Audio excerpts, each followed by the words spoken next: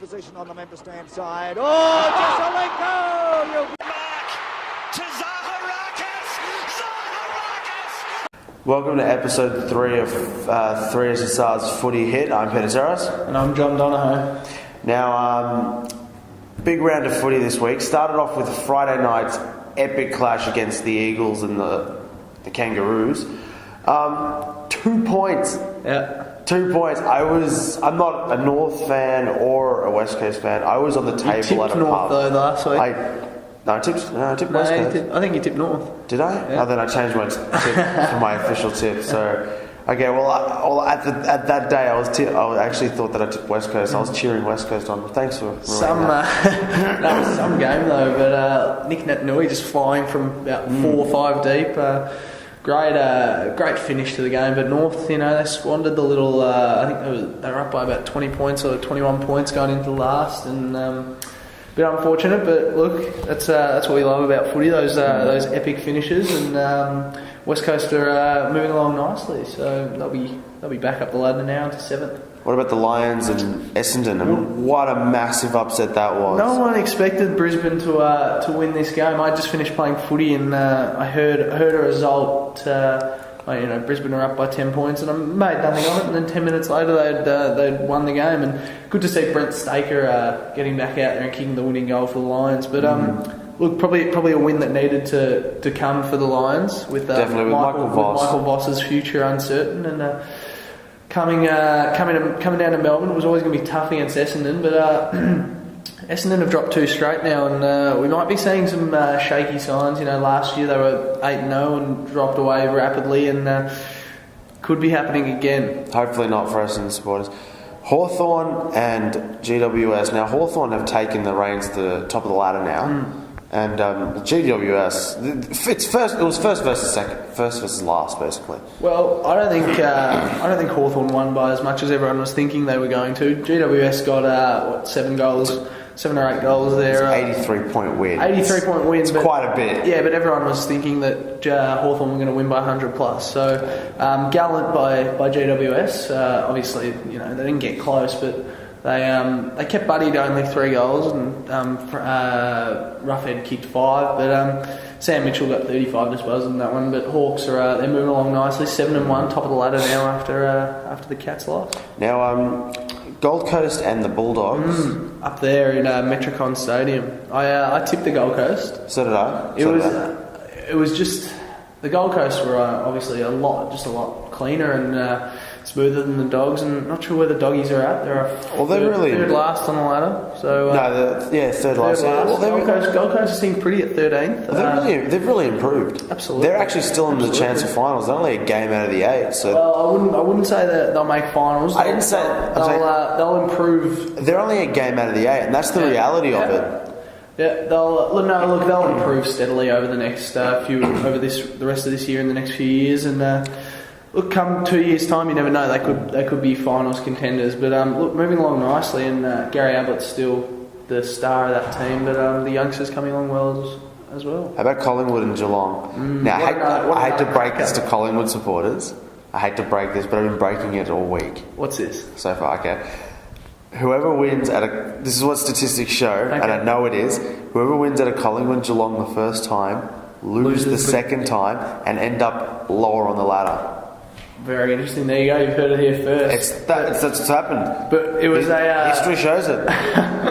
History shows it. No, it was a good. I'm thrilled. It was a good game on Saturday night. It was. I think everyone expected Geelong to win. $1.30 short price favourites. I think they were, and everyone had Geelong winning. And all credit to Collingwood to come out and fight like they did. Geelong just looked a bit sloppy early on. Jimmy Bartell with an uncharacteristic.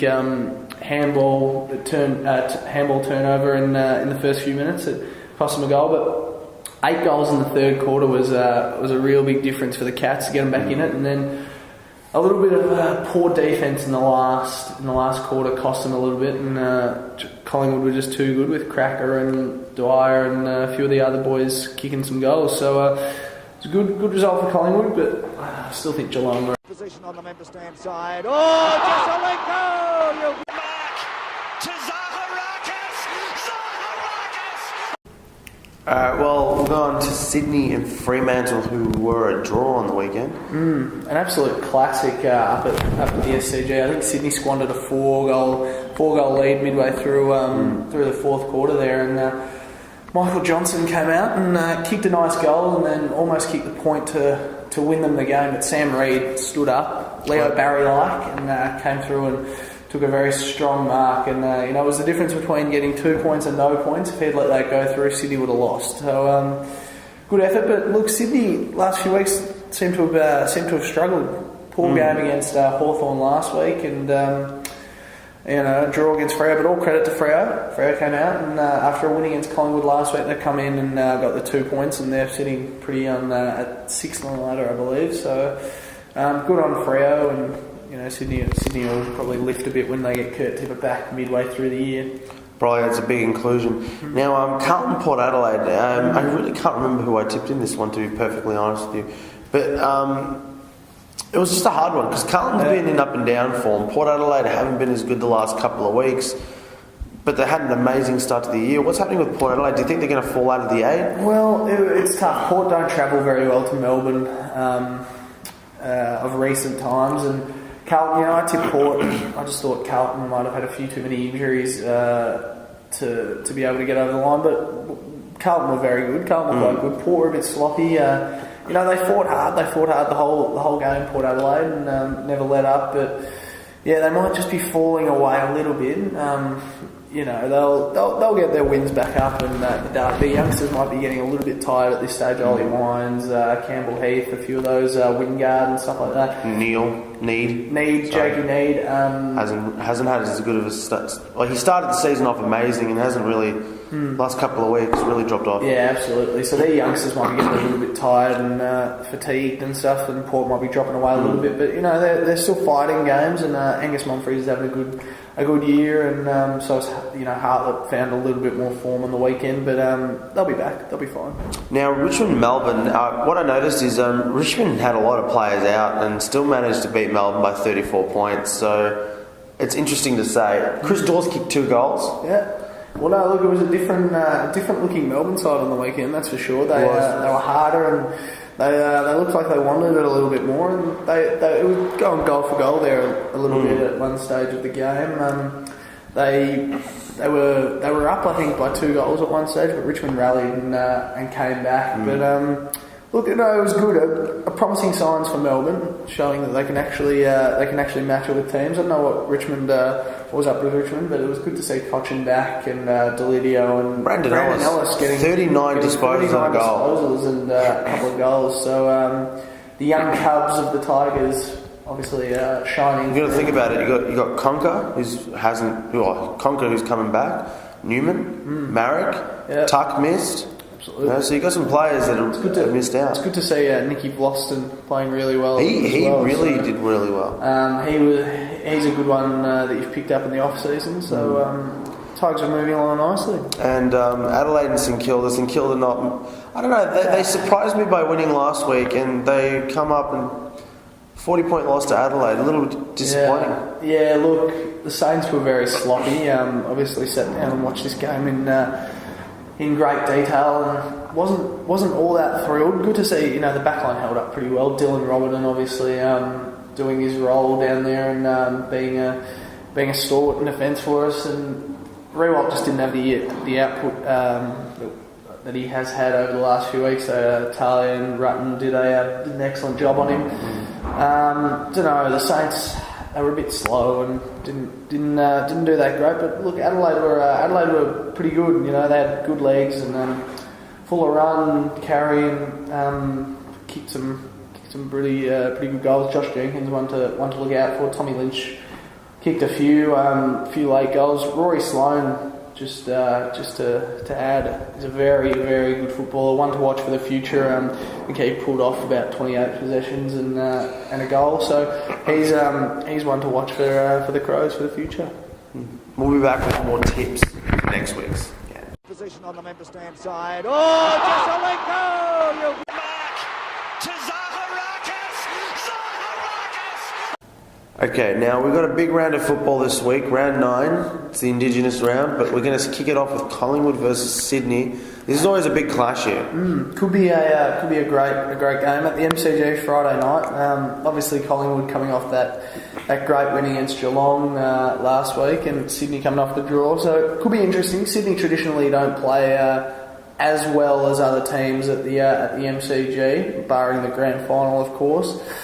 I think Collingwood's going to win this one. They've just looked far too clean and far too good for my liking on Saturday night. And Sydney looking a bit slow at the moment. So Collingwood in a relatively close one, I think.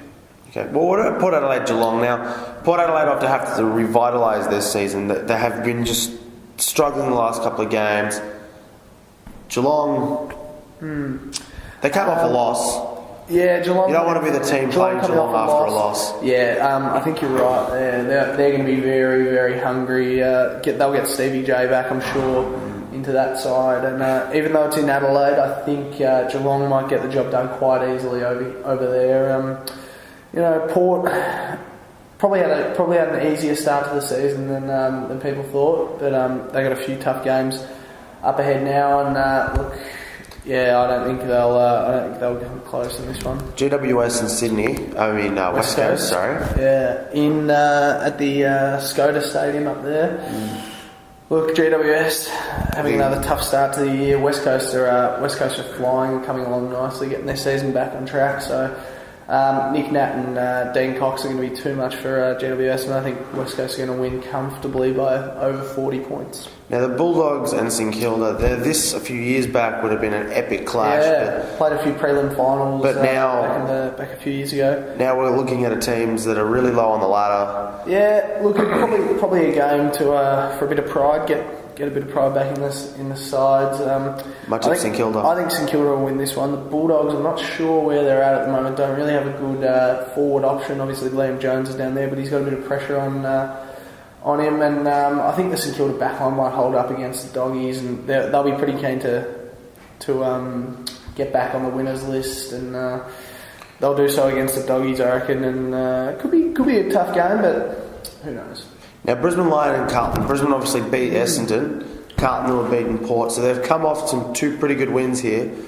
Shapes up to be a pretty decent game at the Gabba. So Brisbane are at home, coming off a nice win. Look, I don't know. I think Carlton might win this one. I think it'll be close.